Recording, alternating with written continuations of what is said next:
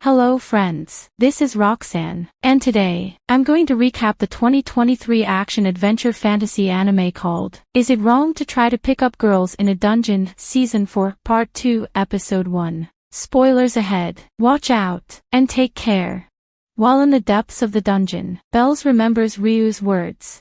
Ryu states she doesn't have any words to describe how scary the deep caves are, but you will see for yourself when you go there. Remembering her words and listening to her cry-like voice, Belle states that a monster is coming. At the 25th floor, Cassandra reflected on her prophesying power, noting that no one had believed her until now, and even though she tried to fight against it, the world seemed to laugh at her by creating even more despair. Suddenly, the dungeon begins to shake and the waterfall begins to roar in despair as the headed dragon rises from deep within the water, revealed as the deep forest boss Amphisbaena. Upon seeing the adventurers, the Amphisbaena roared. Its left head fired blue flames at them, which created a massive amount of steam as it passed over the water. Uka tells everyone to cover their mouths, otherwise this high temperature will burn their throats. Feeking the immense from one head, Aisha quickly orders everyone to retreat.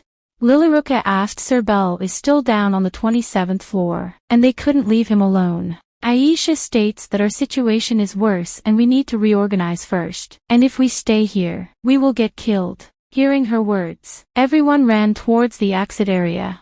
Cassandra wonders if this is still part of the prophecy or if she's just scared at the moment. Suddenly, Amphisbaena roars loudly, causing the crittles to fall to the ground. Not only this, Amphisbaena fires a massive flame ball towards them, causing Welf went to grab Lily by her backpack, Aisha went to grab Haruhime, and Mikoto and Chigusa moved away as fast as they could. However, Cassandra failed to dodge in time and fell to the ground, though fortunately, Uka protected her with his shield.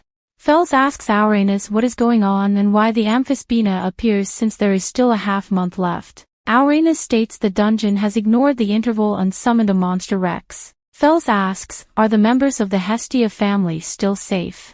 Auranas states Juggernaut has made its move and is most likely headed to the deep floors. For the Fel states to understand the situation better, they should send in reinforcements and don't waste time going through the formal procedure. Auranas states he'd send reinforcements, vowing to try every possible means, even if it ended up being a wasted effort. Hearing the sound of the monster, Belle thinks the monster will be here soon and they need to run away. Since both of them are heavily injured, they can't fight anymore, and if either of them gets attacked, they will be killed on the spot. Not wanting to die here, Belle picks up Ryu and heads towards the narrow passage. On the other side of the dungeon, the group was shocked to see the roots that came crashing down on them have blocked all of their exits, creating a dome-like area where they have no way to run. Cassandra recalls that she was naive and it was impossible to escape from the calamity known as the Cage of Despair. Mikoto feels the dungeon wants to kill them, which is why she sent the floor boss to them who shouldn't have appeared. Hearing her teammates' words, Aisha states there is no way out, and in order to live, they must fight. Suddenly, Amphisbaena fires another flame ball at them, but Aisha deflects it with her sword.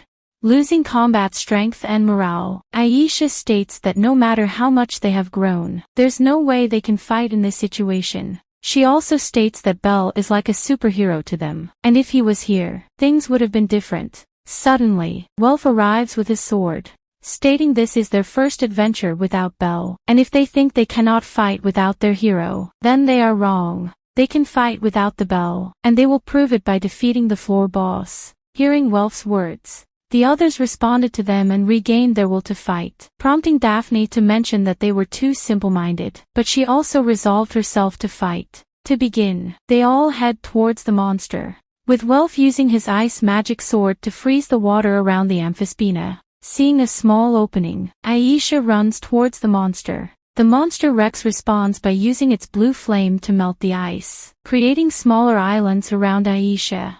Aisha jumps on them and heads towards the body of the Amphisbaena, hitting the monster with her Hell Kyo spell. To protect itself, the right head of the Amphisbaena breathed crimson mist around itself, which erased the magic as it passed through. Aisha also tells everyone about this and states that the only way to kill this monster is to get close and strike. Trembling in fear, Cassandra thinks the cage of despair will soon become a casket, and they will be killed soon. Suddenly, Haruhime activates her powerful spell Dance Forth and boosts the levels of wealth. Oka, Mikoto, and Lady Daphne, while they begin to attack the monster Rex. Lilyruka asks Haruhime if she's okay, and Haruhime states she's fine and can still go on. She also states that if she can use 5 tails, she can also avoid the effects of Mind Down by drinking a magic potion to recover.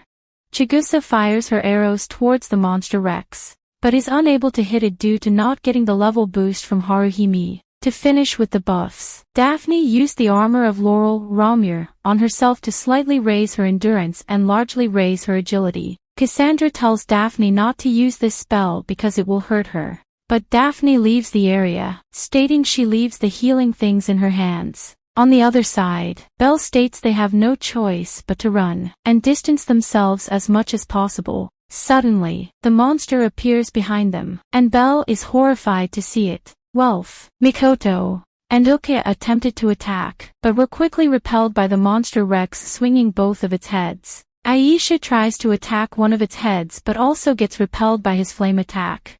Desperate to find an opening, Aisha lands a direct hit on one of his heads, causing the monster Rex to bleed. In order to recover himself, the monster Rex dove under the water and re-emerged while spreading flames across the surface. Surprised to see that the blue flames were still burning on the water, as it was water resistant and would completely incinerate whatever it hit until nothing was left. Seeing this, Lilyruka recalls how everyone is giving their all to fight the monster, but she is pathetic as a commander. Daphne tells Lilyruka not to lose hope, as the best commanders don't curse themselves but turn things around with their powers. Motivated, Lilyruka asks Mikoto to switch places with Daphne and use her skills to detect the location of the monster Rex under the water, saving Aisha from its attack.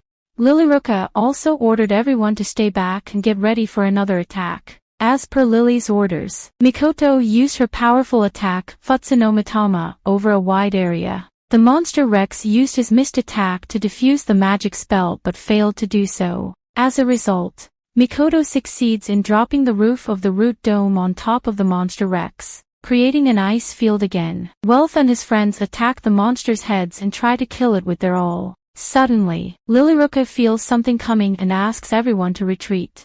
Monster Rex's friends arrive and attack everyone, while Haruhime activates her remaining tails to help others. Horrified, Cassandra states that despite being surrounded by despair, everyone is still fighting. He also states that the cage of despair has already become a casket, and this is where they die. She was lost in thought until Daphne punched her head, telling her to get back to her job of healing them. Cassandra asks how they were able to fight against despair. Daphne states they are all scared but still chose to fight anyway, and seeing everyone, she also chose to fight too. She tells Cassandra not to lose hope and helps others with her healing powers, raising Cassandra's spirit in the process. Coming back to her senses, she cast her Soullight spell on everyone, healing them of their wounds, and vowed to fight with them.